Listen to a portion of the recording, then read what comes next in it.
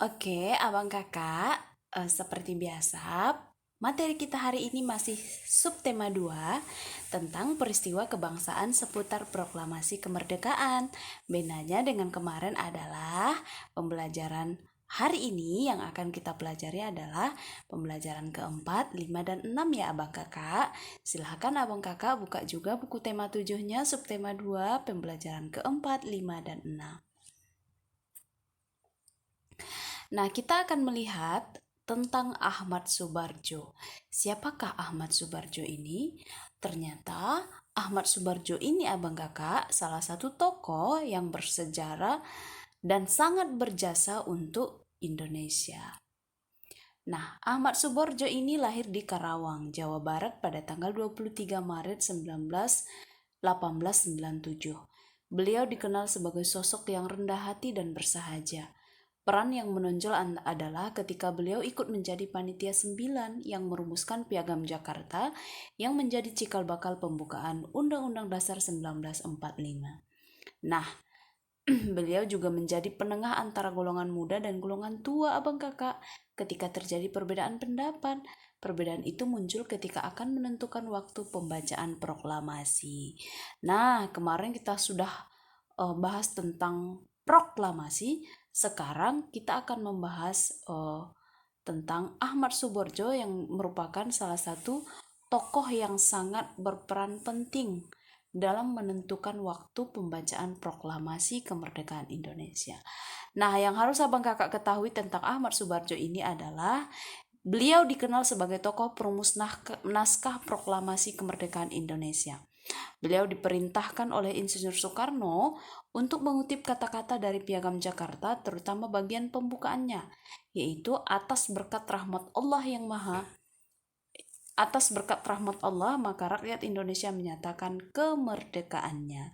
Nah, kutipan-kutipan naskah pada naskah proklamasi ini, salah satu yang mengutipnya adalah Ahmad Subarjo. Nah, sekarang abang kakak sudah tahu ya siapa sih Ahmad Subarjo ini? Oke, kita lanjut.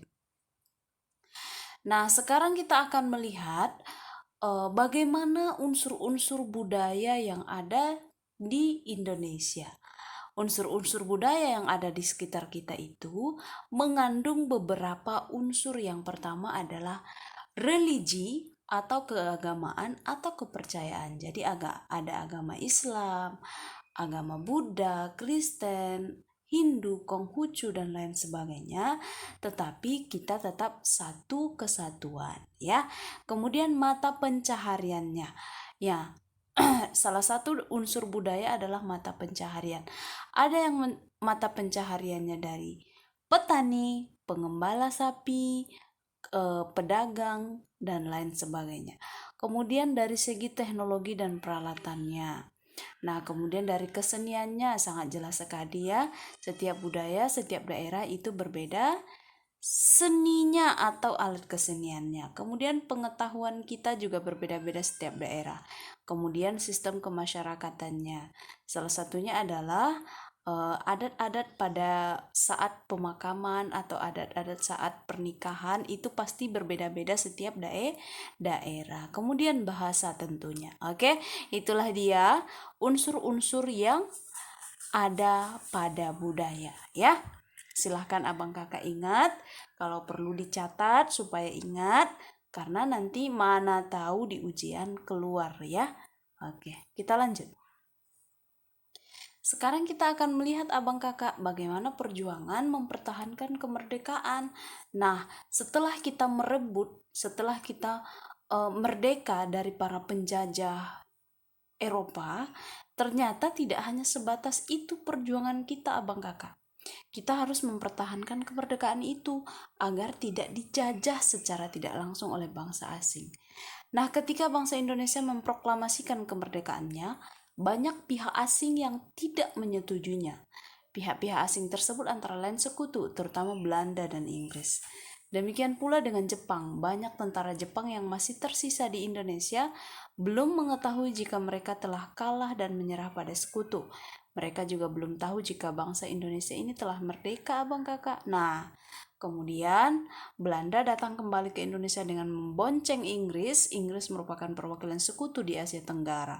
Tentara Inggris ini bernama Afney di bawah pimpinan Jenderal Sir Philip Christison. Inggris bertugas melucuti senjata tentara Jepang yang masih ada di Indonesia, serta membebaskan tawanan perang sekutu. Nah, hal inilah yang akan mendorong kita untuk sangat-sangat harus mempertahankan kemerdekaan ya Bang Kakak, supaya bangsa asing seperti Belanda dan Inggris tidak lagi menjajah Indonesia. Tapi apa yang kita lihat sekarang, kita dijajah secara tidak langsung. Dari segi apa, Miss? Dari segi makanan, bahasa, pakaian, teknologi, dan lain sebagainya. Jadi ya Bang Kakak, tetap hati-hati dan waspada untuk menggunakan baik itu teknologi, baik itu kebiasaan yang kamu dapat di luar lingkungan dan lain sebagainya, karena itu juga mempengaruhi terhadap perkembangan budaya kita. Apakah kita tetap melestarikan budaya yang sudah ada di Indonesia atau justru kita lebih menyukai budaya-budaya asing ya? Oke, paham ya? Kemudian perjuangan rakyat dalam rangka mempertahankan kemerdekaan Indonesia dilakukan dua cara Abang Kakak. Ada perlawanan yang dilakukan secara fisik dan diplomasi, dan ada perlawanan yang dilakukan dengan kontak senjata. Adapun perjuangan atau perlawanan dengan diplomasi dilakukan melalui meja-meja perundingan, sedangkan perlawanan fisik dilakukan di berbagai daerah. Antara lain adalah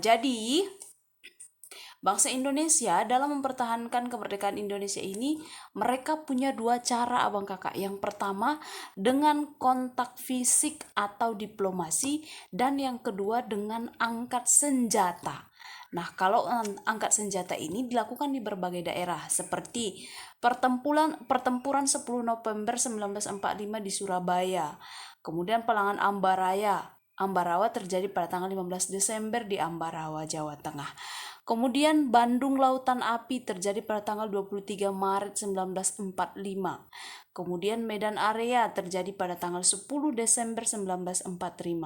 Kemudian ada serangan umum 1 Maret 1949 di Yogyakarta yang dipicu Belanda yang menduduki kota Yogyakarta dan mempropagandakan bahwa TNI telah hancur. Nah, itu dia ya, yang merupakan perlawanan fisik yang dilakukan oleh bangsa Indonesia untuk mempertahankan kemerdekaan Indonesia. Nah, kita akan melihat bagaimana perjuangan yang dilakukan secara diplomasi. Nah, perjuangan yang dilakukan oleh bangsa Indonesia secara diplomasi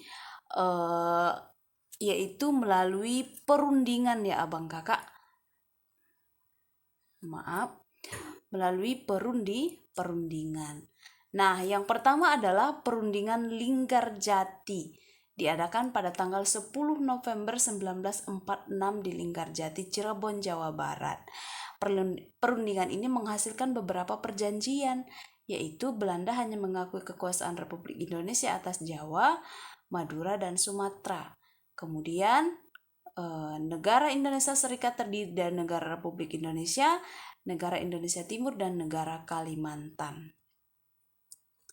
Kemudian negara Indonesia Serikat dan Belanda merupakan satu uni dengan nama Uni Indonesia Belanda yang diketahui Belanda. Namun Belanda mengingkari perjanjian ini dan melancarkan agresi militer Belanda 1 pada tanggal 21 Juli 1947. Itu pada perundingan Linggarjati ya Abang Kakak. Selanjutnya perundingan yang kedua adalah perundingan Perjanjian Rempil, dan yang ketiga adalah Perjanjian Royen. Nah, kalau Rempil ini perjanjian yang diadakan pada tanggal 17 Januari 1945 di atas kapal USS Rempil milik Amerika Serikat. Sedangkan perjanjian Royen diadakan pada tanggal 17 April 1949 di Jakarta. Oke Abang Kakak, di buku tematik kamu ada ya. Jadi tinggal simak dan lihat juga di buku tematiknya dan pahami. Oke, kita lanjut. Nah, kita akan melihat peristiwa pengakuan kedaulatan Indonesia oleh Belanda. Nah, ternyata setelah bertahun-tahun, ternyata Belanda juga mengakui kedaulatan Indonesia. Ya. Nah, tindak lanjut perjanjian Remroyen ini adalah diselenggarakannya konferensi meja bundar atau yang disingkat dengan KMB, KMB dilaksanakan di Den Haag, Belanda pada tanggal 23 Agustus 2 November 1949. Delegasi Belanda dipimpin oleh Van Maarschaveen, delegasi BFO atau Badan Musyawarah Negara-Negara Federal dipimpin oleh Sultan Hamid II. Adapun hasil KMB sebagai berikut. Ada 7 hasil perjanjian Remroyen yang diselenggarakan di konferensi meja bundar ya Bang Kakak. Yang pertama, Belanda akan menyerahkan sepenuhnya kedaulatan kepada Republik Indonesia Serikat pada akhir bulan Desember 1949. Yang kedua, penyelesaian masalah Irian Barat ditunda setahun kemudian setelah penyerahan kedaulatan pada Republik Indonesia Serikat. Yang ketiga, Republik Indonesia Serikat dan Belanda membentuk Uni yang dipimpin oleh Ratu Belanda berdasarkan kerjasama sukarela dan sederajat.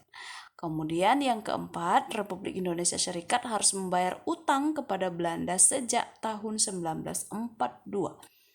Selanjutnya, yang kelima adalah pembubaran KNIL dan memasukkan anggota KNIL ke APRIS. Jadi, yang ketujuh adalah yang keenam, kapal-kapal perang Belanda ditarik kembali dari Indonesia. Yang ketujuh, Konstitusi Republik Indonesia Serikat dipermaklumkan kepada kerajaan Belanda. Nah, itu dia ya Abang Kakak, hasil KMB yang dilakukan dari tindak lanjut perjanjian Remroyen yang diselenggarakan di konferensi meja bundar. Oke. Jangan lupa kalau rasanya perlu dicatat, silahkan kamu catat 7 hasil dari KMB yang diselenggarakan di meja bundar. Selanjutnya kita akan melihat konferensi berteman dalam keragaman.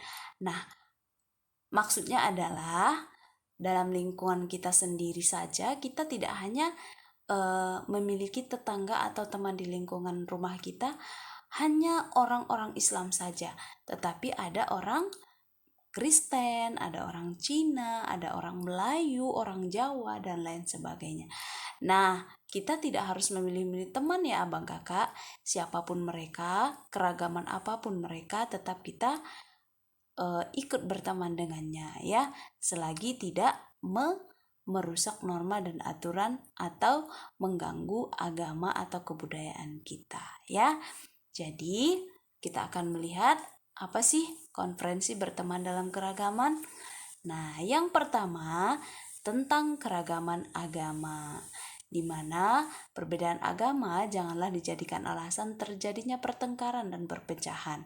Haruslah kita bertegur sapa, senyum, dan adil harus dilakukan kepada siapapun walaupun berbeda agama. Agama itu harus mengajarkan kebaikan. Perbedaan agama itu anugerah dari Allah Subhanahu wa taala, dan di sanalah kita bisa mengisi, saling berbagi, dan saling tolong-menolong. Kemudian konferensi keragaman ini juga kita bisa lihat di dalam rumah, seperti memperkukuh iman dengan menjalankan ibadah yang kami anut dengan sebaik-baiknya. Nah, ini bisa kamu ceritakan kepada adik, kakak, ayah, dan ibu, atau oma dan opa kamu di rumah.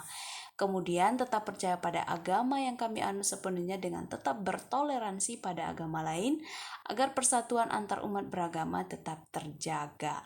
Selanjutnya, keragaman yang kita lihat di sekolah, seperti tidak ada mempersalahkan agama yang dianut teman-teman kita, kemudian tidak bertengkar hanya karena agama, kemudian memberikan kesempatan teman-teman untuk beribadah.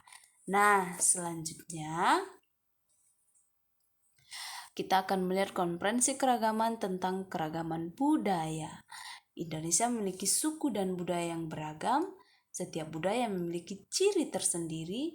Tiap daerah mempunyai senjata tradisional, rumah adat, tarian, pakaian permainan, dan makanan yang wajib kami hargai dan hormati. Kemudian pengetahuan kami tentang kebudayaan orang lain masih sangat terbatas. Kami pun belum begitu jelas tentang kebudayaan milik daerah sendiri. Kemudian di rumah kita juga harus saling berlatih menari macam-macam tarian. Kemudian mengajak tetangga untuk bermain congklak, bermain mainan yang sudah tradisional. Kemudian mengajak bermain dan belajar bersama teman yang tidak sesempurna kita. Artinya mereka memiliki keterbatasan seperti cacat. Kemudian di sekolah kamu juga bisa melakukan konferensi keragaman seperti mengajak teman untuk tidak mengatakan ih terhadap budaya lain, meminjam buku dari perpustakaan tentang macam-macam budaya, kemudian membaca cerita-cerita daerah dan bermain dengan teman-teman, kemudian mengajak teman untuk menyapa dan bermain dengan teman baru. Nah, itu beberapa konferensi keragaman yang harus abang kakak lakukan ya. Nah, ternyata abang kakak di Al-Quran juga sudah Allah jelaskan dalam surah Al-Qasas ayat 5 yang berbunyi وَنُرِيدُ أَن نَمُنَّ عَلَى الَّذِينَ استضعفوا في الأرض ونجعلهم أئمة naj'alahumul warithin. Artinya, dan kami hendak memberi karunia kepada orang-orang yang tertindas di bumi seperti Mesir itu, dan hendak menjadikan mereka pemimpin dan menjadikan mereka orang-orang yang mewarisi bumi. Nah, abang kakak, jadi sesiapapun yang menghancurkan bumi, yang menindas orang-orang di bumi, maka hendaklah mereka menjadikan orang-orang yang mewarisi bumi itu. Nah, jadi siapapun yang merasa tertindas, maka merekalah yang sebenarnya pewaris dari tempat yang ditindas oleh orang lain tersebut. Ya, itu saja materi kita hari ini. Terima kasih. Miss tutup. Assalamualaikum warahmatullahi wabarakatuh. Baiklah, itu tadi pembelajaran kita hari ini. Semoga abang kakak tetap semangat belajar di rumah. Jangan lupa jaga kesehatan, tetap konsumsi air putih yang cukup, buah-buahan yang kaya akan serat. Jangan lupa tetap memakai masker ketika setiap keluar rumah. Dan jangan lupa bagi anak-anak Miss yang perempuan tetap memakai jilbabnya ya, walaupun kita tidak belajar di sekolah. Oke. Terima kasih sudah menonton video Miss sampai selesai. Miss sudahi. Assalamualaikum warahmatullahi wabarakatuh.